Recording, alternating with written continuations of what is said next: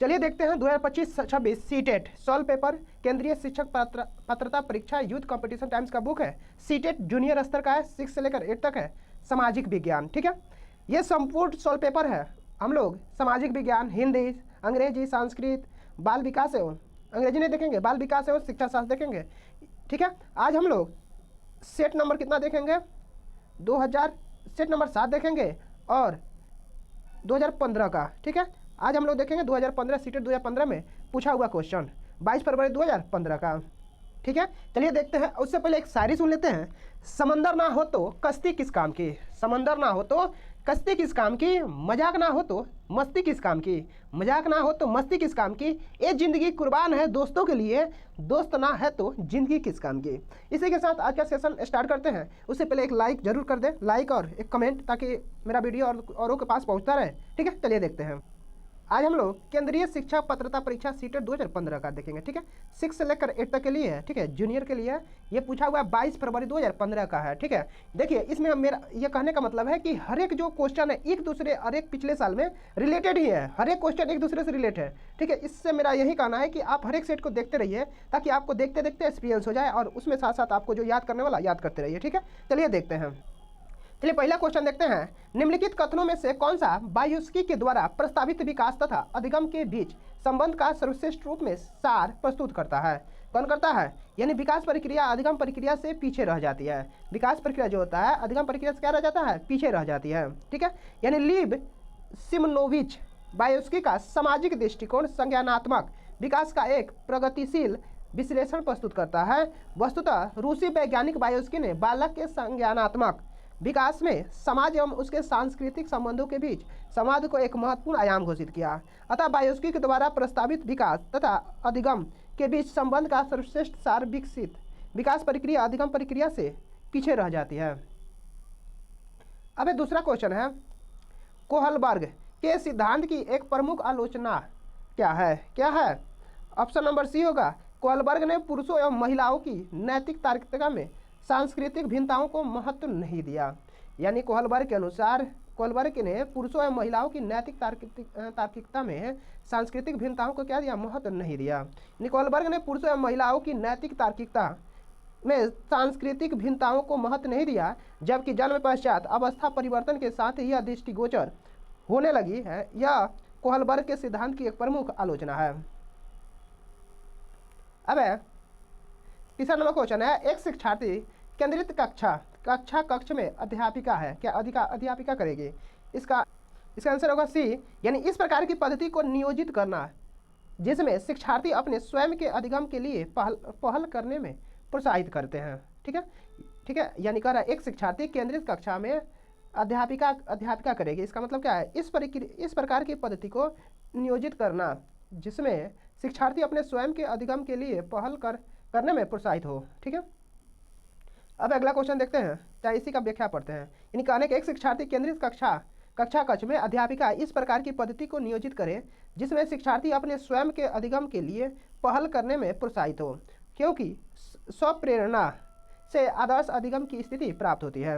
अब चौथा number question है, गार्डनर के बहुबुद्धि के सिद्धांत के अनुसार वह कारक जो व्यक्ति के आत्मबोध हेतु सर्वाधिक योगदान देगा वह हो सकता है, क्या होगा, यह अंतः व्यक्तित्व, क्या होगा, अंतः व्यक्तिक, ठीक है। यानी हार्वर्ड गार्डनर ने बहुविधि का सिद्धांत दिया है। इन्होंने 7 प्रकार के बुद्धि का उल्लेख किया है जिनकी क्षमताएं या कार्य भी अलग अलग है, ठीक है। यानी भाषाई बुद्धि, भाषा बोध क्षमता, तार्किक गणित बुद्धि, तर्क कराने की क्षमता व अंकों का बोध क्षमता, ठीक है। शरीर गतिक बुद्धि, शारीरिक गति पर नियंत्रण व प्रणवीता को क्षमता, स्थानिक बुद्धि, स्थानिक चित्रण व कल्पना शक्ति, व्यक्तिक आत्मबुद्धि यानी आत्मबोध की क्षमता करना, व्यक्तिक पर बुद्धि, दूसरे के व्यवहारों को समझना, ठीक है। पांचवा क्वेश्चन है, बायोस्की तथा पियाजे के परिप्रेक्ष्यों में एक प्रमुख भिन्नता है, क्या है, यानी भाषा एवं चिंतन के बारे में उनके दृष्टिकोण, यानी भाषा एवं चिंतन के बारे में उनके क्या है, दृष्टिकोण है। यानी बायोस्की तथा पियाजे के परिप्रेक्ष्य में भाषा एवं चिंतन के बारे में उनके दृष्टिकोण में एक प्रमुख भिन्नता थी। बायोस्की के अनुसार जहां संज्ञानात्मक विकास सामाजिक सांस्कृतिक परिवेश में घटित होती है तथा उससे प्रभावित भी होता है, वहीं पियाजे के अनुसार संज्ञानात्मक विकास के प्रतिमान सार्वभौमिक स्तर पर प्रदर्शित होते हैं। सामाजिक संस्कृति असमानताओं का असमान प्रभाव नहीं पड़ता है। अब 6ठा नंबर क्वेश्चन है, इस प्रकार अत्यधिक वाद विवाद होता है कि क्या लड़कों एवं लड़कियों में योग्यताओं का विशिष्ट समूह उनके अनुवांशिक घटकों के कारण होता है। इस संदर्भ में निम्नलिखित में से आप सबसे अधिक किससे सहमत हैं, किससे हैं? चलिए देखते हैं। ऑप्शन नंबर सी होगा, कह रहा है यानी सभी लड़कियों में कला विषय के लिए अंतर्निहित प्रतिभा होती है, जबकि लड़कों आक्रामक खेलों में बेहतर प्रदर्शन के लिए अनुवांशिक रूप से तैयार होते हैं। इन सभी लड़कियों में कला विषयों के लिए अंतर्निहित प्रतिभा होती है, जबकि लड़के आक्रामक खेलों में बेहतर प्रदर्शन के लिए अनुवांशिक रूप से तैयार होते हैं। अब 7वां नंबर क्वेश्चन कर रहा है, एक अध्यापिका यह सुनिश्चित करना चाहती है कि उसके विद्यार्थियों आंतरिक रूप से प्रेरित हो। इस संदर्भ में वह क्या करेगी? यानी अंतिम परिणाम पर ध्यान देने के बजाय व्यक्तिगत रूप से बच्चों की अधिगम की प्रतिक्रियाओं पर ध्यान देगी। यानी यदि कोई अध्यापिका यह सुनिश्चित करना चाहती है कि उसके विद्यार्थी आंतरिक रूप से प्रेरित हो, तो इसके लिए उसे विद्यार्थियों के अंतिम परिणाम पर ध्यान देने के बजाय व्यक्तिगत रूप से बच्चों की अधिगम की प्रक्रियाओं पर ध्यान देना होगा। अब 8वां नंबर क्वेश्चन है, कक्षा परीक्षणों में अच्छा प्रदर्शन करने में एक बच्चे की असफलता हमें इस विश्वास की तरफ ले जाती है कि पाठ्यक्रम, शिक्षण पद्धति तथा आकलन प्रक्रियाओं पर विचार करने की आवश्यकता है। यानी कक्षा परीक्षणों में अच्छा प्रदर्शन करने में यदि कोई विद्यार्थी असफल होता है, तो यह असफलता हमें इस विश्वास की तरफ ले जाती है कि पाठ्यक्रम, शिक्षण पद्धति तथा आकलन प्रक्रियाओं पर विचार करने की आवश्यकता है, जिससे कि वह परिणाम को सुधारा जा सके। अब 9वां नंबर क्वेश्चन कर रहा है, आपकी कक्षा में कुछ बच्चे हैं जो गलतियां करते हैं। इस परिस्थिति का आपके विश्लेषण के अनुसार कौन सा कथन सर्वाधिक उपयुक्त है? कौन सा होगा? ऑप्शन नंबर डी होगा, कह रहा है बच्चे ने अभी तक संकल्पनात्मक स्पष्टता प्राप्त नहीं की है तथा आपको अपनी शिक्षण विधि पर चिंतन करने की आवश्यकता है। यानी बच्चे ने अभी तक संकल्पनात्मक स्पष्टता प्राप्त नहीं की है तथा आपको अपनी शिक्षण विधि पर चिंतन करने की आवश्यकता है। अब 9वां नंबर, इसी का व्याख्या जानते हैं। कह रहा है यदि कक्षा में कुछ विद्यार्थी गलती करते हैं, तो जो गलतियां करते हैं इस परिस्थिति के अनुसार बच्चे ने अभी तक संकल्पनात्मक स्पष्टता प्राप्त नहीं की है तथा आपको अपनी शिक्षण विधि पर चिंतन करने की आवश्यकता है। कथन सर्वाधिक उपयुक्त है। अब 10 नंबर क्वेश्चन है, एक विद्यार्थी एक प्रकरण में मुख्य बिंदुओं को रेखांकित करती है, उसका एक दृश्यात्मक प्रस्तुतिकरण बनाती है तथा प्रकरण की समाप्ति पर अपने दिमाग में उत्पन्न होने वाले प्रश्नों को भी प्रस्तुत करती है। क्या होगा? ऑप्शन नंबर ए होगा, कह रहा है विचारों के संगठन के द्वारा अपने चिंतन को निर्देशित करने की कोशिश कर रही है। चलिए इसका व्याख्या जानते हैं। कह रहा है एक विद्यार्थी एक प्रकरण में मुख्य बिंदुओं को रेखांकित करती है, उसकी एक दृश्यात्मक प्रस्तुतिकरण बनती है तथा प्रकरण समाप्त कर समाप्ति पर अपने दिमाग में उत्पन्न होने वाले प्रश्नों को पूछती है। वह विचारों के संगठन के द्वारा अपने चिंतन और निर्देशित करने की कोशिश करती है। अब 11 नंबर क्वेश्चन देखते हैं।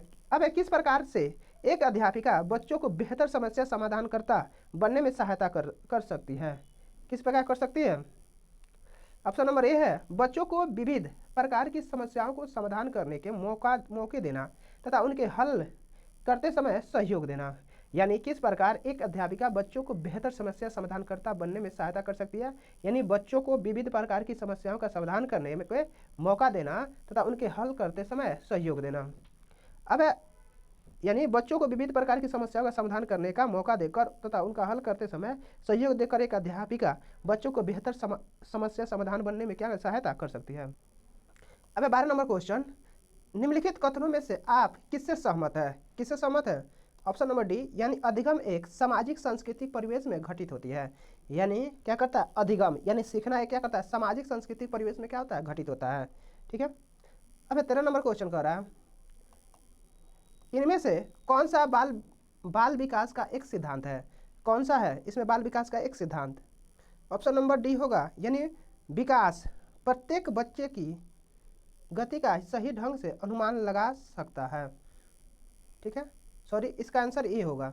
क्या होगा? यानी विकास परिपक्वन तथा अनुभव के बीच अन्योन्य क्रिया की वजह से घटित होती है।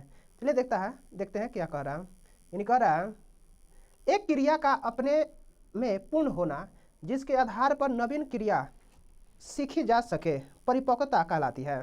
परिपक्वता अनुभव और अधिगम के फलस्वरूप आती है और मनुष्य का विकास होता है। इसलिए कहा जा सकता है कि विकास परिपक्वन व अनुभव के बीच अन्योन्य क्रिया ही वजह से घटित होता है। अब 14 नंबर क्वेश्चन देखते हैं। 14 नंबर क्वेश्चन कहता है 14 नंबर है यानी प्राकृतिक पालन पोषण वाद विवाद के संदर्भ में निम्नलिखित कथनों में से कौन सा आपके उपयुक्त प्रतीत होता है। कौन सा होता है? ऑप्शन नंबर सी यानी वंशानुक्रम तथा परिवेश अभिन्न रूप से एक दूसरे से गूंथे हुए हैं और दोनों विकास को क्या कहते हैं? प्रभावित करते हैं।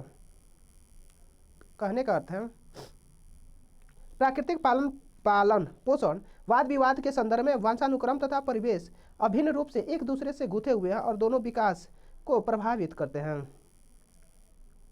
अब 15 नंबर क्वेश्चन समाजीकरण एक प्रक्रिया है। ऑप्शन नंबर ए होगा मूल्यों विश्वासों और अपेक्षाओं को अर्जित करने की। यानी समाजीकरण एक प्रक्रिया क्यों है? मूल्यों विश्वासों और अपेक्षाओं को अर्जित करने की एक प्रक्रिया है। यानी समाजीकरण वह प्रविधि है जिसके द्वारा संस्कृति को एक पीढ़ी से दूसरी पीढ़ी तक हस्तांतरित किया जाता है। इसके माध्यम से मानव अपने समूह समाज के मूल्यों रीति रिवाजों को लोकाचारों आदर्शों एवं सामाजिक उद्देश्यों को सीखता है। अतः समाजीकरण ऐसी प्रक्रिया है जिसमें मूल्यों विश्वासों तथा अपेक्षाओं को अर्जित किया जाता है। अब 16 नंबर क्वेश्चन पियाजे अनुमोदन करते हैं कि पूर्व संक्रियात्मक बच्चे याद रखने में असमर्थ होते हैं। निम्नलिखित कारकों में से किसको उन्होंने इस असमर्थता के लिए जिम्मेदार ठहराया? किसे? यानी विचार की अनुकरणीयता यानी पलट ना सके।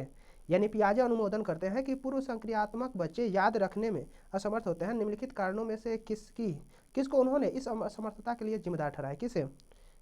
विचार की अनुकरणीयता यानी पलट ना सके। पियाजे के अनुसार बच्चे पूर्व संक्रियात्मक अवस्था में याद रखने में असमर्थ होते हैं क्योंकि बच्चे विचार की अनुक्रमणीयता या अविलोमीयता में सक्षम नहीं होते हैं तथा बालक मानसिक क्रम में प्रारंभिक बिंदु पर पुनः नहीं लौट पाते हैं। अब 17 नंबर क्वेश्चन कह रहा है पियाजे के सिद्धांत के अनुसार बच्चे निम्न में से किसके द्वारा सीखते हैं? किसके द्वारा? अनुकूलन की प्रक्रियाएं अनुकूलन की प्रक्रियाओं के द्वारा सीखते हैं। यानी पियाजे के सिद्धांत के अनुसार बच्चे निम्न में से किसके द्वारा सीखते हैं? अनुकूलन की प्रक्रियाओं द्वारा सीखते हैं। पियाजे के सिद्धांत के अनुसार बच्चे अनुकूलन की प्रक्रियाओं के द्वारा सीखते हैं। अनुकूलन समायोजन में सहायता पहुंचता है कि इसमें आत्मसातन एवं समंजन नामक दो प्रक्रम सन्निहित होता है। अब 18 नंबर क्वेश्चन है बायोस्की के अनुसार समीपस्थ विकास का क्षेत्र है। क्या होगा? ऑप्शन नंबर बी होगा बच्चों के द्वारा स्वतंत्र रूप से किए जा सकने वाले तथा सहायता के साथ करने वाले कार्य के बीच अंतर। कहते हैं बायोस्की जी कि बायोस्की के अनुसार बच्चे के द्वारा स्वतंत्र रूप से किए जा सकने वाले तथा सहायता के साथ करने वाले कार्य के बीच अंतर समीपस्थ विकास का क्षेत्र है। अब 19 नंबर क्वेश्चन है एक बहुसांस्कृतिक कक्ष में एक अध्यापिका सुनिश्चित करेगी कि आकलन में निम्नलिखित में से सम्मिलित हो। क्या हो? अपने विद्यार्थियों को सामाजिक सांस्कृतिक पृष्ठभूमि यानी एक शिक्षिका अपनी बहुसांस्कृतिक कक्ष में आकलन करने के लिए अपने विद्यार्थियों की सामाजिक सांस्कृतिक पृष्ठभूमि को क्या करता है? सम्मिलित करेगी। अब 20 नंबर क्वेश्चन है एक उच्च प्राथमिक विद्यालय के संरचनात्मक कक्ष में अपने स्वयं के आकलन में विद्यार्थियों की भूमिका में निम्नलिखित में से क्या देखा जाएगा? ऑप्शन नंबर सी विद्यार्थी अध्यापक के साथ आकलन के लिए योजना बनाएंगे। विद्यार्थी अध्यापक के साथ आकलन के लिए क्या बनाएंगे? योजना बनाएंगे। अब ऑप्शन नंबर सी है यानी उच्च प्राथमिक विद्यालय के संरचनात्मक कक्ष में अपने स्वयं के आकलन के लिए वह अध्यापक के साथ आकलन करने की योजना बनाएंगे। ठीक है। अब 21 नंबर क्वेश्चन है समावेशी शिक्षा के पीछे मूलाधार यह है कि ऑप्शन नंबर ए समाज में भिन्नता है और विद्यालयों को इस भिन्नता के प्रति संवेदनशील होने के लिए समावेशी होने की आवश्यकता है। ठीक है। कहने का अर्थ है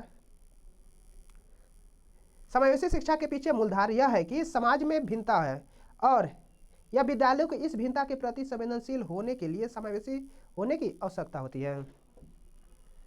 22 नंबर क्वेश्चन कह रहा है, निम्नलिखित में से कौन सा तरीका अध्यापिका के द्वारा एक सृजनात्मक बच्चों की पहचान करने के लिए सर्वाधिक उपयुक्त होगा? क्या होगा? यानी बच्चों को विस्तृत रूप से अवलोकन करना, विशेष रूप से उस समय जब समस्याओं को हल करती है। अब आंसर नंबर, यदि कोई शिक्षक किसी सृजनात्मक बच्चे की पहचान करना चाहता है तो उस बच्चे की विस्तृत रूप से अवलोकन करे, विशेष रूप से तब जब वह समस्याओं को हल करती है। अब 23 नंबर क्वेश्चन देखते हैं। 23 नंबर क्वेश्चन का, एक अध्यापिका समाज के वंचित वर्गों से आए बच्चों की आवश्यकताओं के प्रति प्रभावशाली तरीके से प्रतिक्रिया निम्नलिखित द्वारा कर सकती है। किसके द्वारा कर सकती है? ऑप्शन नंबर बी, यानी विद्यालयी व्यवस्था तथा स्वयं के उन तौर तरीकों के बारे में विचार करना जिनसे पक्षपात एवं रूढ़िबद्धता झलकती है। ठीक है, यानी विद्यालय व्यवस्था तथा स्वयं के उन तौर तरीकों के बारे में विचार करना जिससे पक्षपात एवं रूढ़िबद्धता क्या होती है? झलकती है। एक अध्यापिका समाज से वंचित वर्गों से आए बच्चों की आवश्यकताओं के प्रति प्रभावशाली प्रक्रिया के लिए विद्यालय व्यवस्था तक स्वयं के उन तौर तरीकों के बारे में विचार करे जिसमें पक्षपात एवं रूढ़िबद्धताएं झलकती है तथा उसमें सुधार करने के प्रयास करें। ठीक है, अब 24 नंबर क्वेश्चन कर रहा है, अनुसंधान से पता चलता है कि विद्यालयों में अनेक स्तरों पर विभेदीकरण पाया जाता है। उच्च प्राथमिक स्तर पर इनमें से कौन सा विभेदीकरण का एक उदाहरण नहीं है? कौन सा नहीं है? ऑप्शन नंबर ए, कौन होगा? ए, यानी बहुत से अध्यापक पढ़ाने के लिए केवल व्याख्यान विधि का प्रयोग करते हैं। यानी बहुत से अध्यापक पढ़ाने के लिए व्याख्यान विधि का प्रयोग करते हैं। यदि बहुत से अध्यापक पढ़ाने के लिए केवल व्याख्यान विधि का प्रयोग करते हैं तो यह प्राथमिक विद्यालय में विविधीकरण का क्या होता है? उदाहरण नहीं है। अब 25 नंबर क्वेश्चन है, इनमें से कौन सी अधिगम अशक्तता वाले बच्चे की एक विशेषता है? कौन सा है? धाराप्रवाह रूप से पढ़ने तथा शब्दों पर पलट कर जाने में कठिनाई। धाराप्रवाह रूप से पढ़ने तथा शब्दों पर पलट कर जाने में कठिनाई अधिगम अशक्तता वाले बच्चों की एक विशेषता है। अब 26 नंबर क्वेश्चन, निम्नलिखित में से कौन सा कथन सबसे बेहतर ढंग से वर्णन करता है कि कक्षा में बच्चों को प्रश्न पूछने के लिए क्यों प्रोत्साहित करना चाहिए? ऑप्शन नंबर बी है, प्रश्न अनुनय क्रिया के द्वारा अधिगम को आगे बढ़ाते हैं तथा संकल्पनात्मक स्पष्टता की दशा में बढ़ते हैं। यानी निम्नलिखित में से कौन सा कथन सबसे बेहतर ढंग से वर्णन करता है कि कक्षा में बच्चों को प्रश्न पूछने के लिए क्यों प्रोत्साहित करना चाहिए? यानी प्रश्न अनुनय क्रिया के द्वारा अधिगम को आगे बढ़ाते हैं तथा संकल्पनात्मक स्पष्टता की दशा में बढ़ते हैं। ठीक है, अब बी नंबर इसका, अब 27 नंबर क्वेश्चन है, यानी कौन सी आकलन पद्धति विद्यार्थियों की सर्वोत्तम क्षमता को पोषित कर देगी? कौन करेगा सबसे अधिक? ऑप्शन नंबर बी है, यानी जब संकल्पनात्मक परिवर्तन तथा विद्यार्थियों के वैकल्पिक समाधानों को आकलन की विभिन्न विधियों के द्वारा आकलित किया जाता है। यानी एक क्वेश्चन को कई तरह से समझाइएगा तो उसको क्या हो जाएगा? उसको समझ में आएगा। यानी कहने का अर्थ है विद्यार्थियों का संपूर्ण रूप से अवलोकन करना चाहिए जब संकल्पनात्मक परिवर्तन तथा विद्यार्थियों के वैकल्पिक समाधानों को आकलन की भिन्नता विधियों द्वारा आकलित किया जा सकता है। ठीक है, अब 28 नंबर क्वेश्चन है, एक बच्चे को सहारा देने की मात्रा एवं प्रकार में परिवर्तन इस बात पर निर्भर करता है कि बच्चों के निदानात्मक स्तर पर ठीक है, यानी एक बच्चे को सहारा देने की मात्रा एवं प्रकार में परिवर्तन इस बात पर निर्भर करता है कि बच्चों का निष्पादन स्तर कितना है। अब है 29 नंबर क्वेश्चन, उच्च प्राथमिक विद्यालयों की गणित अध्यापिका के रूप में आप क्या विश्वास करती हैं कि विद्यार्थियों की गलतियों उनके चिंतन में अंतर्दृष्टियाँ उपलब्ध कराती है? विद्यार्थियों की गलतियाँ उनके चिंतन में क्या अंतर्दृष्टियाँ उपलब्ध कराती हैं? अब उच्च प्राथमिक विद्यालय की गणित अध्यापिका के अनुसार विद्यार्थियों की गलतियाँ उनके चिंतन में अंतर्दृष्टियाँ उपलब्ध कराती है। विद्यार्थी गणित में कक्षा में सामान्यतः कुछ गलतियाँ करके ही सीखने की कोशिश करते हैं। ठीक है, अब 30 नंबर क्वेश्चन है, इन कथनों में से आप किससे सहमत है? किससे हैं? यानी एक बच्चे की असफलता व्यवस्था तथा बच्चे के प्रति प्रतिक्रिया करने में इसकी असमर्थता का एक प्रतिबिंब है। यानी एक बच्चे की असफलता व्यवस्था तथा बच्चे की प्रति प्रतिक्रिया करने की इसकी असमर्थता का ये क्या प्रतिबिंब है। अब देखते हैं हिंदी, क्या है, भाग 2 है हिंदी, ठीक है, वैकल्पिक। अब दी गई कविता की पंक्तियां पढ़कर पूछे गए प्रश्नों को उचित उत्तर वाले विकल्प का चुनना है, ठीक है। ये कविता दिया हुआ है, ठीक है, कविता चलिए पढ़ देते हैं। आपको नहीं सुनना है तो स्किप करके आगे बढ़ सकते हैं, ठीक है। चमकीली चमकीली है सुबह आज की आसमान में, निश्चय कल ही सुबह और चमकीली होगी। बेचैनी की बाहों में कल फूल खिलेंगे, घुटन गमकती सांसों की आवाज़ सुनेगी। कुंठाओं की टहनी छिन भिन होगी, फिर आशा अपने हाथ से अब कुसुम चुनेगी। चटकीली है आज चकती हुई चांदनी, कल चंदा की किरण और चटकीली होगी। खुल जाएंगे अब सबके दिल के दरवाजे, आंखें अपनी आंखों को पहचान सकेगी। चलिए देखते हैं 31 नंबर क्वेश्चन। अब काव्यांश में चमकीली सुबह का आशय क्या है, क्या है, अंधकार समाप्ति के बाद आशा भरी सुबह, अंधकार समाप्ति के बाद आशा भरी सुबह। अब 32 नंबर क्वेश्चन है, कविता को विश्वास है कि, क्या है, ऑप्शन नंबर बी, कल की सुबह आज से अच्छी होगी, कल की सुबह क्या होगी, आज से अच्छी होगी, ठीक है। 33 नंबर क्वेश्चन है, कुंठाओं की टहनी छिन भिन होगी से तात्पर्य है, क्या होगा, निराशा दूर होगी, क्या होगा, निराशा दूर होगी। 34 नंबर क्वेश्चन है, चांदनी का विशेष है, चांदनी का विशेषण है, क्या है, चांदनी, चांदनी का विशेषण क्या है, चटकीली, क्या है, चटकीली। अब 35 नंबर क्वेश्चन है, दिल के दरवाजे खुल जाएंगे का क्या आशय है, क्या आशय है, दिलों में सबके प्रति मित्रता रहेगी। 36 नंबर कुसुम का पर्यायवाची शब्द नहीं है, कौन नहीं है, कमल नहीं है, ठीक है, नहीं तो कुसुम का पर्यायवाची प्रसून है, पुष्प है और सुमन है, ठीक है। अब देखेंगे 37 से 45 तक नीचे दिए गए गद्यांश को पढ़ के देना है, ठीक है। चलिए गद्यांश दिया हुआ है, यानी कह रहा है पर्यावरण के प्रति गहरी संवेदनशीलता प्राचीन काल से ही मिलती है। अर्थवेद में लिखा है कि भूमि माता है, हम पृथ्वी की संतान है। एक स्थान पर यह भी लिखता है कि हे पवित्र करने वाली भूमि, हम कोई ऐसा काम न करें जिससे तेरे हृदय को आघात पहुँचे। हृदय को आघात पहुँचने का यह अर्थ है कि पृथ्वी के पारिस्थितिकी तंत्र के साथ क्रूर छेड़छाड़, हमें प्राकृतिक संसाधनों के अप्राकृतिक और असीमित दोहन से बचना होगा। आज आवश्यकता इस बात की है कि विश्व में तमाम राष्ट्र जलवायु परिवर्तन के गंभीर खतरे को लेकर आपसी मतभेद भुला दे और अपनी जिम्मेदारी ईमानदारी से निभाए, ताकि समय रहते सर्वनाश से उबरा जा सके। विश्व विनाश से निपटने के लिए सामूहिक एवं व्यक्तिगत प्रयासों की जरूरत है। इस दिशा में आंदोलन हो रहे हैं। अरण्य रोदन के बदले अरण्य संरक्षण की बात हो रही है। सचमुच हमें आत्मरक्षा के लिए पृथ्वी की रक्षा करनी होगी। भूमि माता है और हम उसकी संतान, इस कथन को चरितार्थ करना होगा, ठीक है। चलिए अब इसका देख लेते हैं क्वेश्चन आंसर। 37 नंबर क्वेश्चन कर रहा है, हम पृथ्वी की संतान है, हम इससे तात्पर्य क्या है, संसार के सभी लोग, संसार के सभी लोग। 38 नंबर है, पर्यावरण का संधि विच्छेद क्या होगा, परिजोर आवरण, पर्यावरण का अति संधि विच्छेद क्या होगा, परिजोर आवरण, उससे होता है पर्यावरण। अब 39 नंबर क्वेश्चन है, हम प्रकृति के हृदय को आघात पहुंचाते हैं यदि हम परिस्थितिकी से छेड़छाड़ करते हैं, क्या करते हैं, परिस्थितिकी से छेड़छाड़ करते हैं। अब है 40 नंबर क्वेश्चन है, सर्वनाश से उबरा जा सके, उबरा का अर्थ क्या होता है, बचा, क्या होता है, बचा जा सके, ठीक है। अब है 41 नंबर क्वेश्चन, 41 नंबर क्वेश्चन है, गद्यांश में चरितार्थ करना का उल्लेख है, इसका आशय है क्या है, सिद्ध करना, क्या है, सिद्ध करना।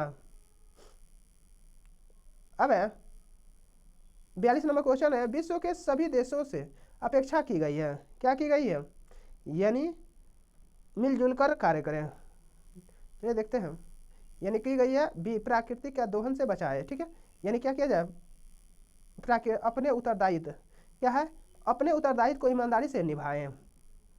43 नंबर क्वेश्चन, अरण्य संरक्षण का अर्थ क्या है, अरण्य संरक्षण का अर्थ क्या है, वनों की रक्षा करना।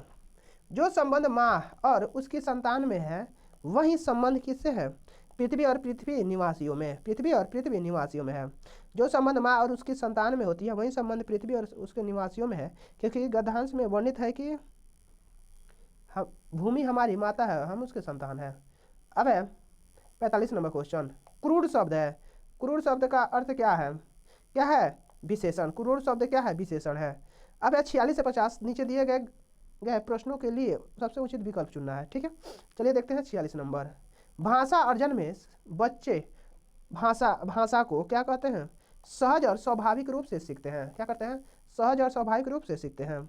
47 नंबर है, जो बच्चे विशेष रूप से पढ़ने में कठिनाई महसूस करते हैं वो क्या होते हैं?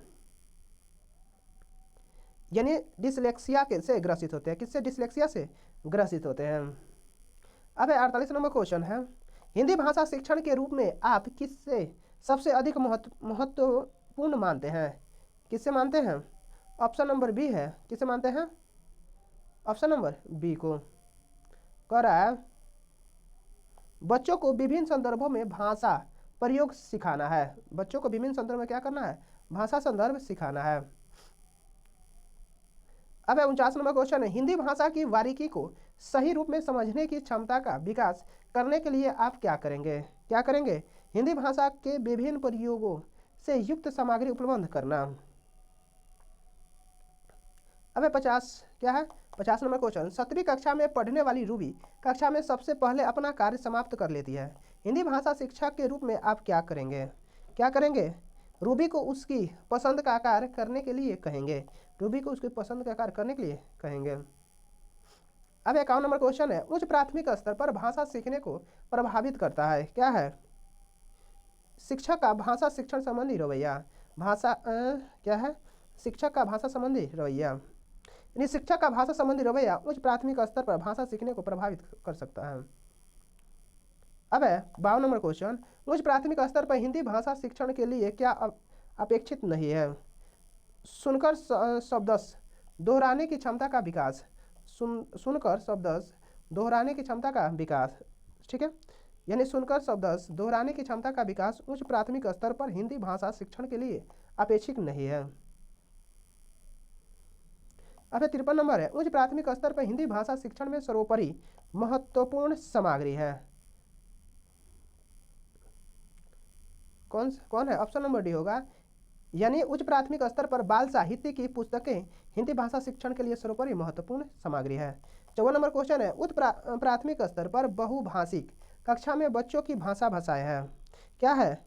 एक संसाधन है। क्या है? एक संसाधन है। 55 नंबर क्वेश्चन है, उच्च प्राथमिक स्तर पर हिंदी भाषा की समावेशी कक्षा का स्वरूप निर्धारित करने में सर्वाधिक महत्वपूर्ण है। क्या है? शिक्षण प्रक्रिया। क्या है? शिक्षण प्रक्रिया। शिक्षण प्रक्रिया का उच्च प्राथमिक स्तर पर हिंदी भाषा की समावेशी कक्षा का स्वरूप निर्धारण करने में सर्वाधिक महत्वपूर्ण स्थान है। अब 56 नंबर, उच्च प्राथमिक स्तर पर बच्चों की मौखिक अभिव्यक्ति का सतत आकलन करने के लिए सर्वाधिक उचित तरीका क्या है?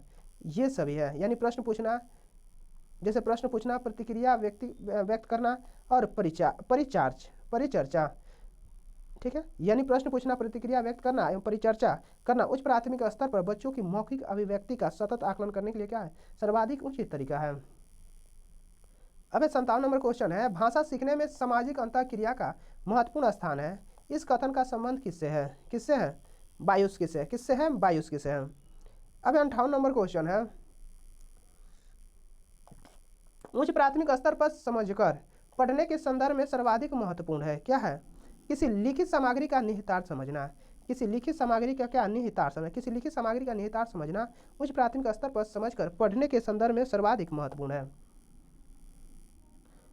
अब 59 नंबर क्वेश्चन है, व्याकरण की समझ को संदर्भ परख प्रश्नों के माध्यम से आंकना क्या है? पूर्णतः उचित है। क्या है? पूर्णतः उचित है। ठीक है, अब 60 नंबर क्वेश्चन कह रहा है, उच्च प्राथमिक स्तर पर बच्चों की हिंदी भाषा की क्षमता के आकलन के प्रकार परक पक्ष पर बल देने की आशा है। क्या है? भाषा प्रयोग पर बल देना। भाषा प्रयोग पर क्या देना? बल देना। कह रहा है उच्च प्राथमिक स्तर पर बच्चों की हिंदी भाषा की क्षमता के आकलन में प्रकार परक पक्ष पर बल देने का आशय भाषा प्रयोग पर बल देना है। ठीक है, चलिए अब देखते हैं संस्कृत। संस्कृत है, कह रहा है वैकल्पिक संस्कृत है।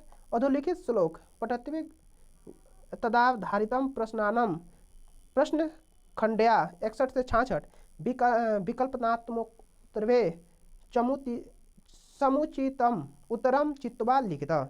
यानी देखिए श्लोक दिया हुआ है, उसको पढ़ के हमको जवाब देना है। ठीक है, चलिए देखते हैं। पहला क्वेश्चन है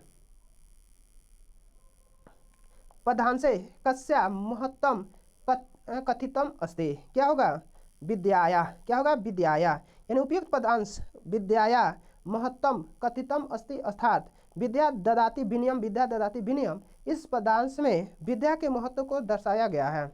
अब इस पद के माध्यम से बताया गया है कि विद्या मनुष्य को विनम्रता बनाती है, विद्या धन प्रदान करती है इत्यादि। ठीक है, अब 62 नंबर क्वेश्चन देखते हैं। विद्या जनानाम किम विमलम करोति। क्या होगा? चिंतम। क्या होगा? चिंतम। विद्या जनानाम चिंतम विलम करोति। उपयुक्त पदांश के आधार पर विद्या मनुष्यों को चित्त को निर्मल बनाती है।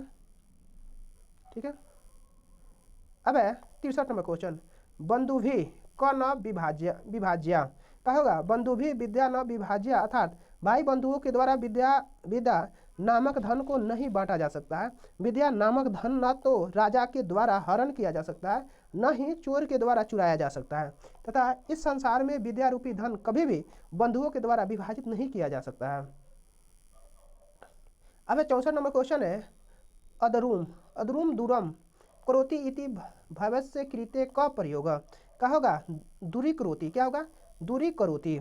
यानी अदूरम दूरम करोति इति इस वाक्य में भाववाच्य के लिए एक शब्द दूरी करोति होगा अर्थात अदूरम दूरम करोति इति दूरी करोति होगा।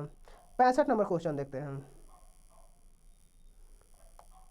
कीर्तिम इति पदस्य विपरीतार्थक नमस्ते। क्या होगा? यश। क्या होगा? यश। कीर्ति इति पदस्य विपरीतार्थक यश नमस्ते अर्थात कीर्तिम पद का विपरीतार्थक यश पद नहीं है, क्योंकि कीर्तिम यश का समानार्थी है। अब 66 नंबर क्वेश्चन देखते हैं। 66 नंबर क्वेश्चन कह रहा है विद्या बलम कुत्र कुत्र प्रधानम भवन्ति। क्या होगा? देशे तथा विदेशे। यानी विद्या देशे तथा विदेशे प्रधान भवन्ति अर्थात विद्या नामक बल देश तथा विदेश में प्रधान होता है। अब गद्यांश पढ़ को इसको आंसर देना है। ठीक है, ये गद्यांश है, इसको पढ़ के आंसर हमको देना है। सबसे पहले 67 नंबर कह रहा है गद्यांशे। क्या है? गद्यांशे अस्माकं परंपरायाम इतस्य क अर्थ। क्या होगा? भारतीय परंपरायाम। क्या होगा? भारतीय परंपरायाम यानी अनादिकाल से प्राचीन हमारे भारतीय परंपरा में बहुत से बौद्धिक ऋषि हुआ करते थे। अब 68 नंबर क्वेश्चन कर रहा है ज्ञानस्य प्राप्त कस्य अपेक्षा भवति। क्या होगा? योग गुरु यानी उपयुक्त गद्यांश के आधार पर ज्ञानी की प्राप्ति के लिए योग गुरु की अपेक्षा होती है। किसकी? योग गुरु की अपेक्षा होती है। अब 69 नंबर है विश्वामित्र महर्षे पदम कथम लभम। क्या होगा? उग्रेन तपसा। क्या होगा? उग्रेन तपसा। अब 70 नंबर क्वेश्चन कह रहा है विश्वामित्र से प्रसिद्ध किम करनमासित। क्या होगा? गायत्री मंत्र उपायनम। यानी महर्षि विश्वामित्र ने प्रसिद्ध गायत्री मंत्र को समाज को प्रदान करके प्रसिद्धि पाई थी। अब 71 नंबर क्वेश्चन है तपांसी समाचारता विश्वामित्र किम प्राप्तम। क्या होगा? महर्षि स्थानम। क्या होगा? महर्षि स्थानम। अब उग्र तपस्या के बल पर विश्वामित्र ने ब्रह्मर्षि पद को प्राप्त किया था। यानी उग्र तपस्या के बल पर विश्वामित्र ने ब्रह्म ऋषि का पद प्राप्त किया था। अब 72 नंबर क्वेश्चन। क्या है? 72 नंबर वशिष्ठेन कस्य रचना कृति। क्या होगा? महामृत्युंजय मंत्रस्य। यानी वशिष्ठ ने महामृत्युंजय मंत्र की रचना की थी, जैसे कि गद्य में दिया गया है। अब वशिष्ठेन मृत्यु वशीकृतम महामृत्युंजयनमस्य रचना कृतम। अब 73 नंबर क्वेश्चन देखते हैं। 73 का रहा विवादास्पद विषय क असित। क्या होगा? सत्य संगत पश्चराणियो कत्र श्रेष्ठा।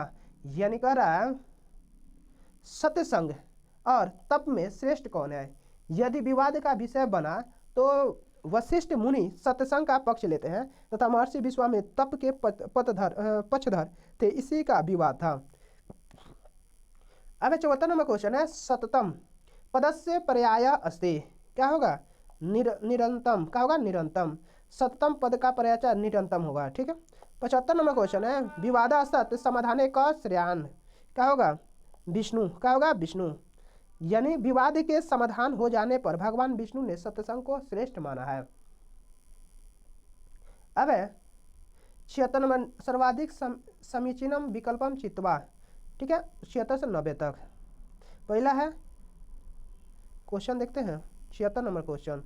अब षष्ठ कक्षाया आंग्ल पाठ्य पुस्तके वर्षा जल संरक्षणे परि क पाठ अस्ति, पाठस्य आरंभ पूर्व शिक्षक छात्रान् लेखितुं निर्देशित यस्मिन्, ऑप्शन नंबर ए होगा, सॉरी अभी इससे पहले हम लोग थोड़ा जान लें, यानी छात्रम हो गया विषयम के की जयंती की च ज्ञातुम इच्छति इति, अथ पाठम पठित्वा छात्रम यत् ज्ञातवन्त तत् लिखन्ति, एवं प्राकृत पठन विधि किम कथ्यते, क्या होगा प्रतिदिनम प्रतिदान विधि, क्या होगा प्रतिदान विधि, यानी इसमें, ठीक है। चलिए आगे देखते हैं। संस्कृत थोड़ा सा जो पढ़ता है उसी के लिए हम लोग भाई सिर्फ एग्जाम पास करने के लिए आए हैं।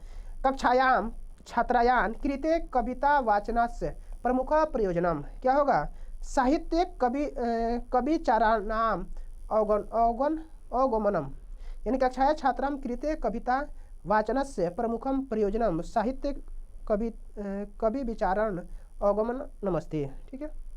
अब 78 नंबर क्वेश्चन है सप्तमम कक्षाया छात्रम कथयति यत् स तपस्या स शब्द वर्गसमस्या खेल माध्यमेन आनंदम अनुभवन्ति य किंचित अधिक दक्ष एन करणेन तपस्य कौशल्यज्ञाने वृद्धि भवते, एतेन कस्य शिक्षणम नव वैज्ञानिकस्य मर्तंड दृष्टते, क्या होगा वायोस्की, क्या होगा वायोस्की,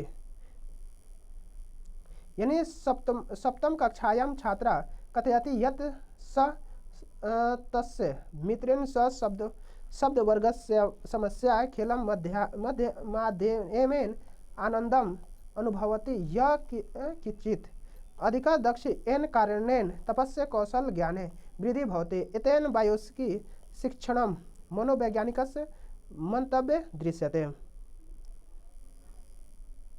अब है 79 नंबर क्वेश्चन। एक शिक्षक भी कक्षाया ओडिया भाषी छात्राणाम आंग्ल भाषा शिक्षयति, तस्य कृते स ओडिया भाषाया भिन्न प्रकार वाक्यानाम आंग्ल भाषायाम अनुवादम करयति, एतन् मार्गेण अधोगत कथनेषु किम उचितम, क्या होगा एसम संप्रेषणात्मक मार्ग वर्तते। एक शिक्षक बी कक्षाया ओडिया भाषी छात्राणाम आंग्ल भाषा शिक्षयति, तस्य कृते स ओडिया भाषाया विभिन्न वाक्यानाम आंग्ल भाषायाम अनुवादम करयति, एतेन मार्गेण अधोगत कथनेषु संप्रेषणात्मक मार्ग वर्तते। अब 80 नंबर क्वेश्चन देखते हैं। 80 है पष्ट कक्षाया छात्रा सर्ग एवं कथाम एका पठितवन्त, शिक्षक छात्रान् प्रश्नस्य उत्तरं पृच्छति, किमर्थम् असौ गृहतः पलायति, अयं प्रश्न छात्राणां किं कौशलम अपेक्षते, क्या होगा संबंध स्थापनत्। अब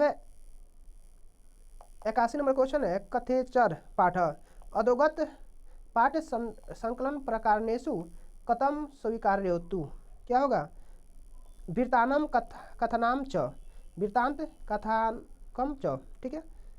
82 नंबर क्वेश्चन देखते हैं। शिक्षक कक्षाया पाठ्य पुस्तकस्य सक्रिय बोधनार्थ प्रेरणयुक्तम इच्छति, तपस्य क्रियते एतत् महत्वपूर्ण यत् छात्रम, क्या होगा, शिक्षकेन पृष्ठान प्रश्नान ध्यानेन शृण्वन्तु। ठीक है, शिक्षक कक्षाया पाठ्यपुस्तकस्य सक्रिय बोधनार्थ प्रेरयितुम् इच्छति, तस्य क्रियते एतत् महत्वपूर्ण यत् छात्रा शिक्षकेन पृष्ठान प्रश्नान ध्यान सुकुर्वन्तु। अब 83 नंबर क्वेश्चन है, परीक्षम प्रमाणिकम भवति यदि परीक्षस्य समयक परीक्षण भवते परीक्षां विश्वसनीय भवति यदा यदा तत्र सत्यं भवते कदाचित् परीक्षणेन परीक्षणीयस्य सम्यक् परीक्षण नापि भवते तथापि परीक्षणस्य सत्यं मयन्ते। एते वाक्यो लेखस्य मुख्यम उद्देश्यम, क्या होगा, ऑप्शन नंबर ए होगा, यानी सर्वेषु परीक्षणेषु प्रामाणिकता विश्वसनीयता च स्यातान इति आग्रह। ठीक है, अब है 84 नंबर क्वेश्चन है, षष्ठ कक्षायाम एका छात्राम एकम पाठ पठति यस्मिन् स एकस्य शब्दस्य अर्थ न जानाति तदा तने, क्या होगा, शिक्षका पृष्ठीय, यानी षष्ठ कक्षाया एक छात्राम एकम पाठ पठति यस्मिन् स एकस्य शब्दस्य अर्थ न जानाति तदा तेने शिक्षक प्रशिष्य। अब 85 नंबर क्वेश्चन, अब डिस्लेक्सिया एक भाषागत विकार यह प्रभावयति, क्या होगा, कथित भाषा बोधनम, कथित भाषा बोधनम।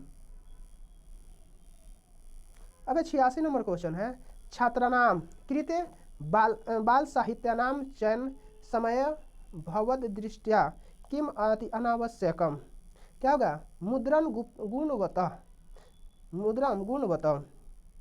अब 87 नंबर क्वेश्चन है, प्राथमिक विद्यालय से छात्रा शिक्षिका छात्र सपरिचित भाषाया परिवार से समित्रान विषय कथोपकथनार्थम अनुमति ददाति तत्र शिक्षक मुख्यम उद्देश्यम भवति, क्या होगा, छात्राणां सौविध्यम, यानी प्राथमिक विद्यालय से छात्र सपरिचित भाषायां परिवार से मित्राणां विषये कथोपकथनार्थम अनुमति ददाति तत्र शिक्षक मुख्य उद्देश्यम छात्राणां संवैधानिक भवति।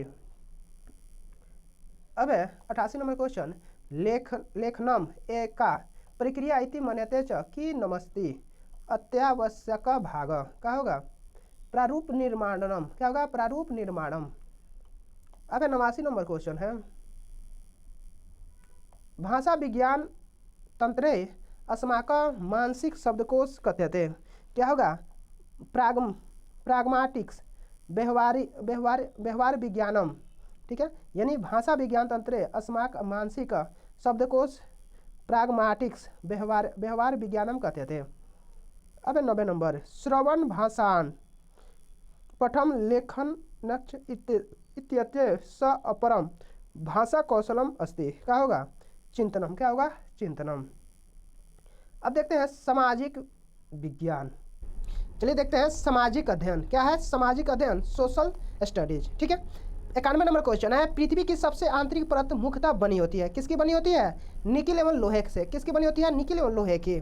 पृथ्वी को आंतरिक परत को क्रोड कहते हैं, पृथ्वी की आंतरिक परत को क्या बोलते हैं, क्रोड कहते हैं। इसे पृथ्वी का केंद्र भी कहा जाता है। इसका विस्तार 1900 किलोमीटर से 6371 किलोमीटर तक है। ठीक है, चलिए अगला क्वेश्चन देखते हैं।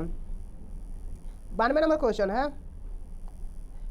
यानी कौन सा एक केवल तटीय क्षेत्र में अत्यधिक विनाश कर सकता है, कौन कर सकता है, सुनामी। यानी केवल तटीय क्षेत्र में कौन विनाश करता है, सुनामी। सुनामी से तटीय क्षेत्र में अत्यधिक विनाश होता है। सुनामी जापानी भाषा का शब्द है जिसका शाब्दिक अर्थ होता है तट पर आती हुई आने वाली लहरें। ठीक है, चलिए अगला क्वेश्चन देखते हैं। 93 नंबर क्वेश्चन है, यानी किस एक को जीवाश्म ईंधन नहीं माना जाता है, किसको नहीं माना जाता है, जलाऊ लकड़ी को। किसको नहीं माना जाता है, जलाऊ लकड़ी को जीवाश्म ईंधन नहीं माना जाता है। जलाऊ लकड़ी को जीवाश्म ईंधन नहीं माना जाता है क्योंकि इसे वनों से प्राप्त किया जाता है। जीवाश्म ईंधन वे होते हैं जो पृथ्वी के चट्टानों में जीव जंतु लकड़ियों आदि के लंबे समय से दबे रहने के कारण बनते हैं। जैसे हो गया पेट्रोलियम, प्राकृतिक कोयला, ठीक है, प्राकृतिक गैस, कोयला, ये सब क्या हो गया, ये जीवाश्म हो गए। ठीक है, चलिए अगला क्वेश्चन देखते हैं। 93 नंबर क्वेश्चन है, 21 मार्च और 23 सितंबर को पूरी पृथ्वी पर दिन और रात बराबर होते हैं, इसका कारण क्या है? क्या है? ऑप्शन नंबर ए होगा, सूर्य की किरणें विषुवत वृत्त पर सीधा पड़ती है और इस स्थिति में कोई भी ध्रुव सूर्य की ओर झुका नहीं होता है। कह रहा है 21 मार्च और 23 सितंबर के दिन रात बराबर होते हैं क्योंकि इस तिथि को सूर्य का प्रकाश विषुवत रेखा पर सीधा पड़ता है और कोई भी ध्रुव सूर्य की ओर झुका नहीं होता है। ठीक है।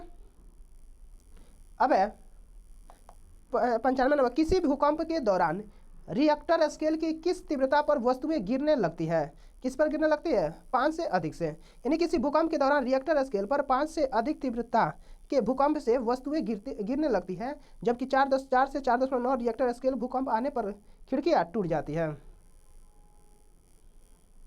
अब है 96 नंबर क्वेश्चन है, यानी कौन सी एक आवृत्ति नदी के निक्षेपण कार्य का परिणाम है?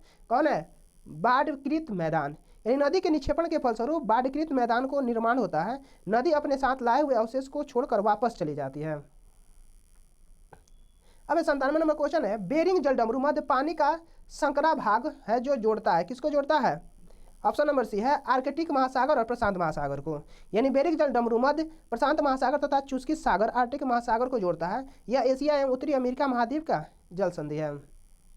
अब 98 नंबर क्वेश्चन है, विशेष रूप से निर्मित तालाबों और पोखरों में मत्स्य पालन को जाना जाता है, किससे जाना जाता है? PC culture. किससे जाना जाता है? PC culture. ठीक है। यानी पीसी कल्चर मत्स्य पालन, बीटी कल्चर अंगूर की खेती, हॉर्टिकल्चर बागवानी फलों की खेती, सेरिकल्चर रेशम कीट पालन होता है। अब 99 नंबर क्वेश्चन, घास भूमियों में कौन सी अमेरिकी मूल निवासियों का निवास स्थल है? कौन सा है? प्रेयरीज। कौन है? प्रेयरीज। यानी अमेरिकी मूल निवासियों का निवास स्थल प्रेयरी है। प्रेयरी उत्तरी अमेरिका के घास के मैदान है।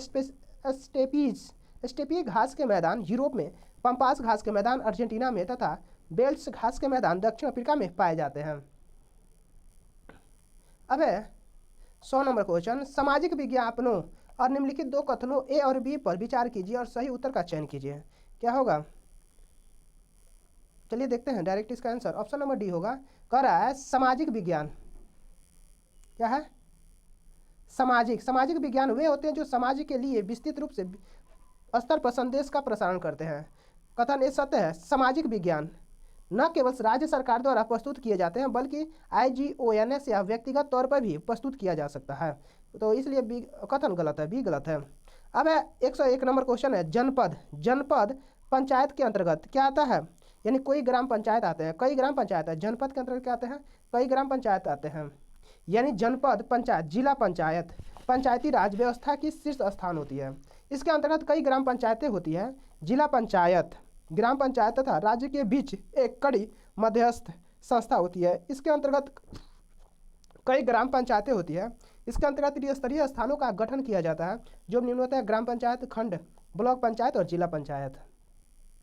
अब है 102 नंबर क्वेश्चन, अपने कक्षीय समतल पर पृथ्वी के अक्ष का झुकाव आंती कोण क्या है? यानी अपने अक्षीय समतल पर पृथ्वी के अक्ष का झुकाव 66.5 डिग्री है, जबकि पृथ्वी अपने अक्ष पर 23.5 डिग्री झुकी हुई है। इसी झुकाव के कारण ऋतु परिवर्तन दिन रात छोटे बड़े होते हैं। अब 103 नंबर क्वेश्चन, निम्नलिखित में से मानचित्रों का कौन सा एक घटक नहीं है? कौन सा नहीं है? आकार। कौन है? आकार। अगर आप यहाँ तक देखें तो प्लीज एक कमेंट जरूर करिए, लाइक। ठीक है। यानी मानचित्र के 3 मुख्य घटक होते हैं: दिशा, दूरी और प्रतीक। आकार मानचित्र का घटक नहीं है। अब है 104 नंबर क्वेश्चन है, रॉलेट अधिनियम 1919 का विरोध किया गया था क्योंकि अभिव्यक्ति की स्वतंत्रता जैसे मौलिक अधिकारों को आघात पहुंचाया था। ठीक है। यानी रॉलेट अधिनियम 1919 को काला कानून की संज्ञा दी जाती है। इस अधिनियम को बिना वकील, बिना दलील तथा बिना अपील का अधिनियम कहा जाता है। इस अधिनियम के अंतर्गत किसी भी व्यक्ति को संदेह आधार पर गिरफ्तार किया जा सकता है। अब 105 नंबर क्वेश्चन है, चोल साम्राज्य में सभा का सदस्य बनने के लिए निम्नलिखित में से कौन सी एक शर्त नहीं थी? कौन है? उनकी आयु 25 से 70 वर्ष के बीच होनी चाहिए। उनकी आयु कितने से?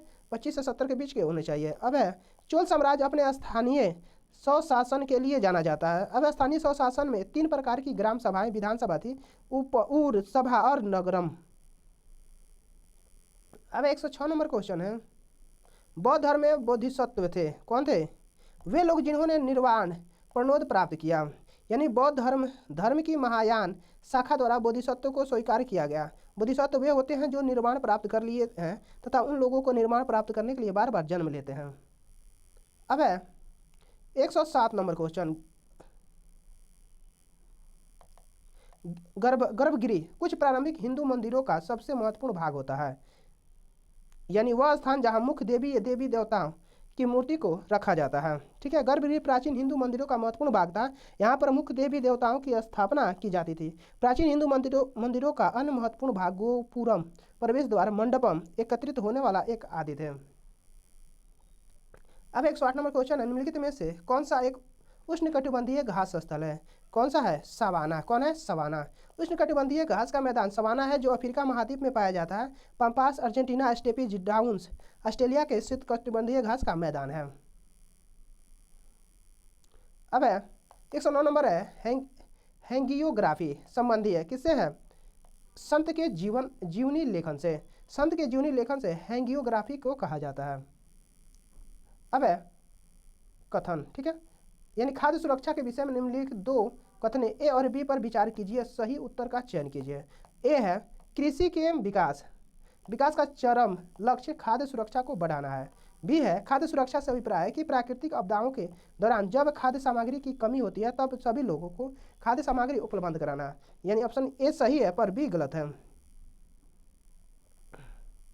अब है 111 नंबर है, अहोम के विषय में निम्नलिखित में से कौन सा एक तथ्य नहीं है?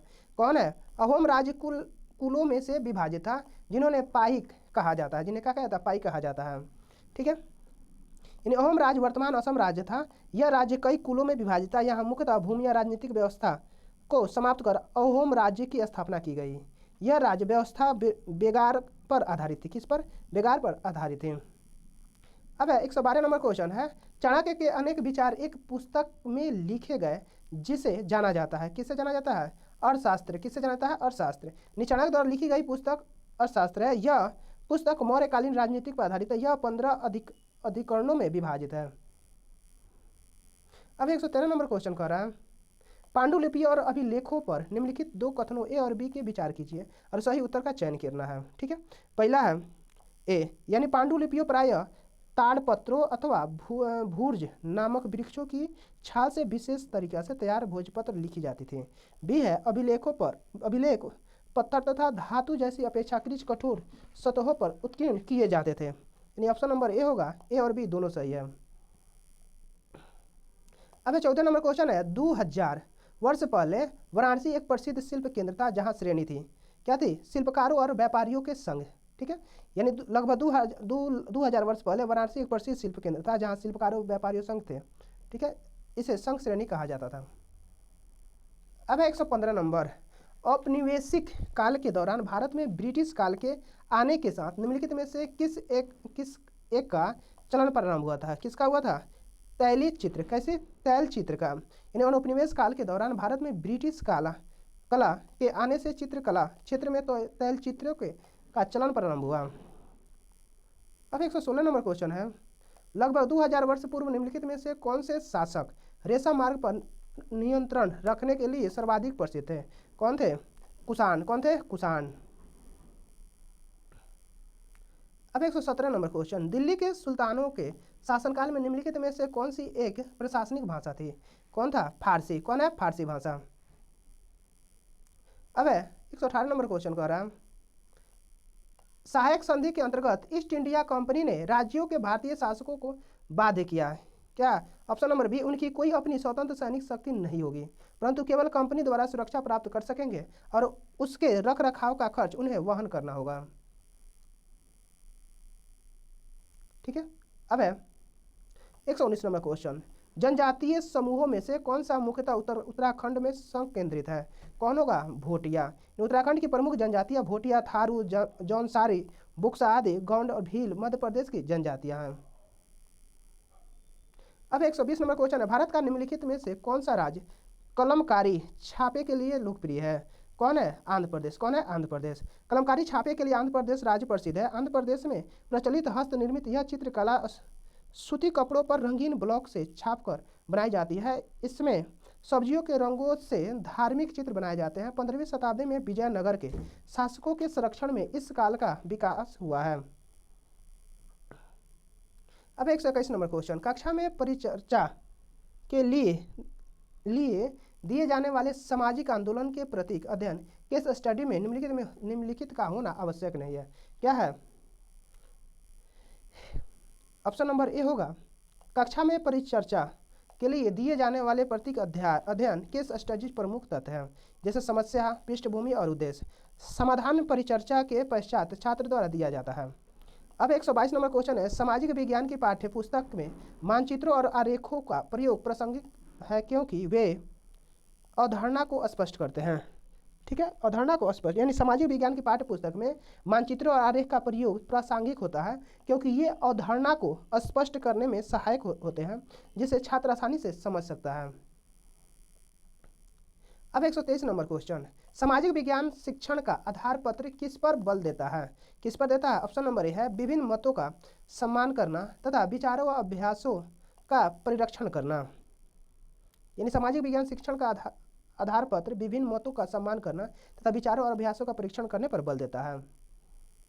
अब 124 नंबर क्वेश्चन, उच्च प्राथमिक स्तर पर सामाजिक विज्ञान में शामिल है। क्या है? ऑप्शन नंबर ए भूगोल, इतिहास, राजनीतिक विज्ञान और अर्थशास्त्र।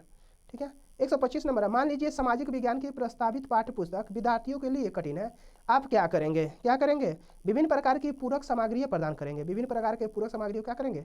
प्रदान करेंगे। यानी सामाजिक विज्ञान की प्रस्तावित पाठ्य पुस्तकें। अब 126 नंबर क्वेश्चन है, सामाजिक विज्ञान के शिक्षा में ऐतिहासिक फिल्में उपयोगी है। किसका? ऑप्शन नंबर डी है, एक विशेष सामाजिक संरचना के विभिन्न आयामों का सजीव चित्रण करने में। यानी कह रहा है सामाजिक विज्ञान के शिक्षण में ऐतिहासिक फिल्में उपयोगी होती है। इसके द्वारा किसी विशेष सामाजिक संरचना के विभिन्न आयामों का सजीव चित्रण आसानी से किया जा सकता है तथा विद्यार्थी भी संरचना के सभी पहलुओं पर ध्यान दे सकेंगे। ठीक है, अब 127 नंबर क्वेश्चन है, मूल्यांकन का उद्देश्य क्या है? क्या है? यानी शिक्षण अधिगमन प्रक्रिया में सुधार लाना। मूल्यांकन वह प्रक्रिया है जिसके द्वारा शिक्षक द्वारा यह आकलन किया जाता है कि उसके द्वारा किया गया शिक्षण कार्य कितना सफल रहा। ठीक है, अब 128 नंबर क्वेश्चन है, एक क्षेत्र में इतिहास के पाठ को शिक्षण ब अभी पढ़ा रही है, आपके विचार में ब को क्या करना चाहिए? यानी विभिन्न कला विधि। ऑप्शन नंबर है, विभिन्न कला विधियों के समानता तथा परिवर्तन पर प्रकाश डालना। इतिहास शिक्षक द्वारा जब एक क्षेत्र के इतिहास के बारे में पढ़ाया जा रहा है तो शिक्षक के लिए यह आवश्यक है कि उस क्षेत्र के विशेष विभिन्न कला विधियों समानताओं में परिवर्तन पर प्रकाश डाला जाए। अब है 129 नंबर क्वेश्चन, कक्ष में कक्षपात, भेदभाव और पूर्वाग्रहों को किसके द्वारा दूर किया जा सकता है?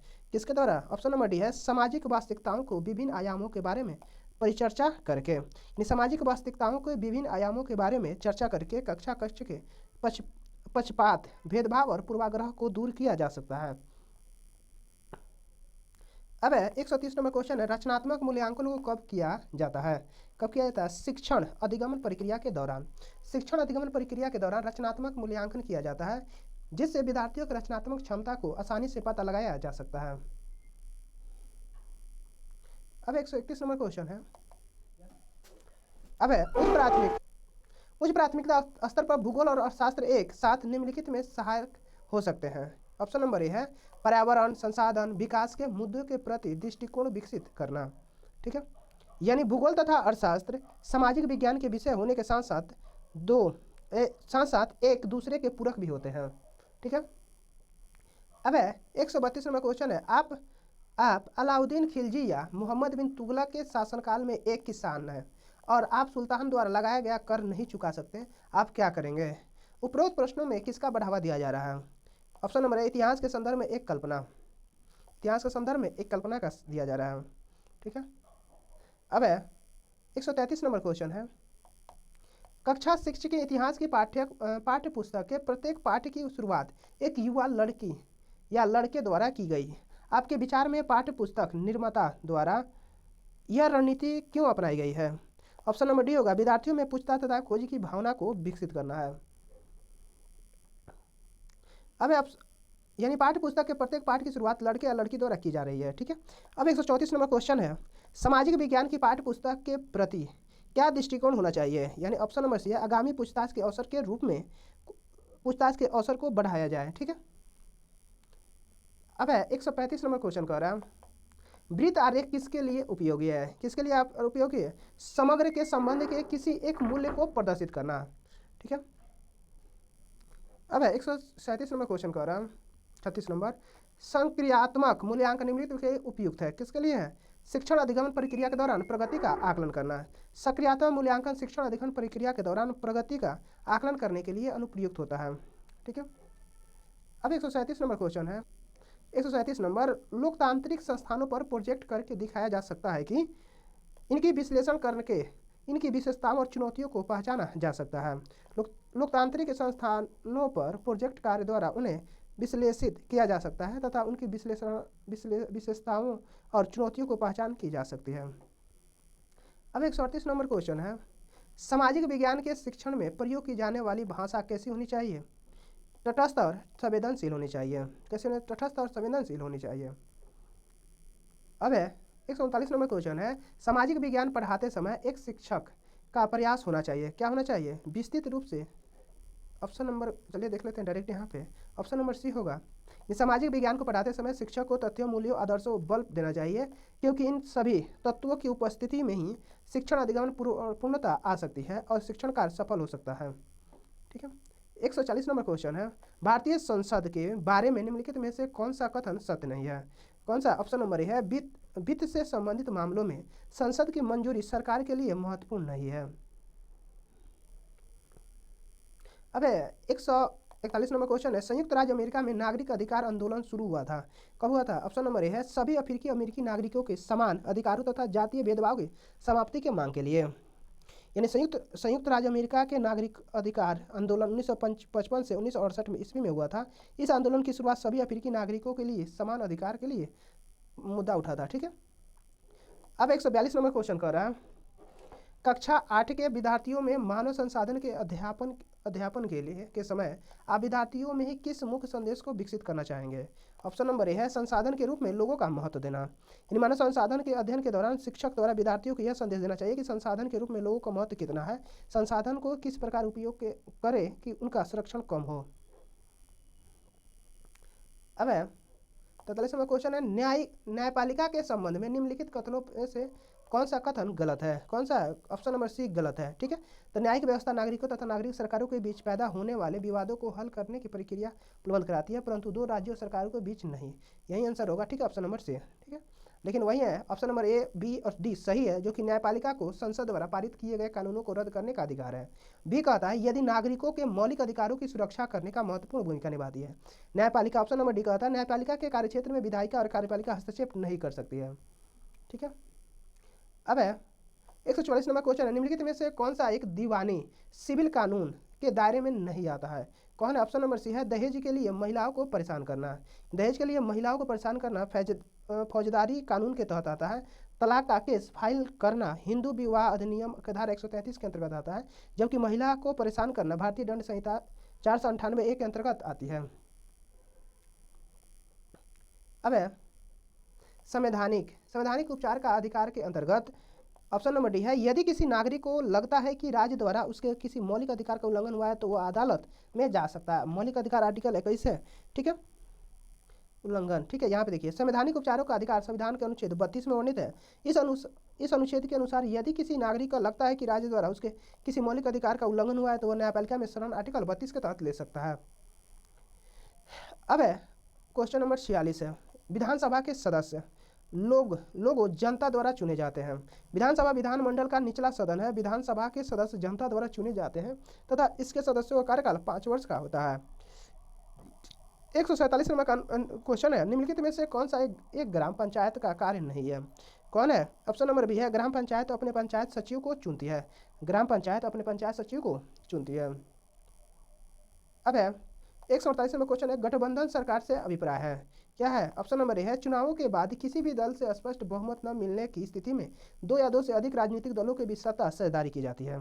ठीक है, तो वही साझेदारी क्या गठबंधन सरकार कहलाती है। अब 149 नंबर क्वेश्चन कर रहा है संविधान के अनुच्छेद 22 में उल्लेखित फौजदारी दंड कानून के अंतर्गत प्रत्येक गिरफ्तारी व्यक्ति को निम्नलिखित में से कौन सा मौलिक अधिकार नहीं दिया गया है?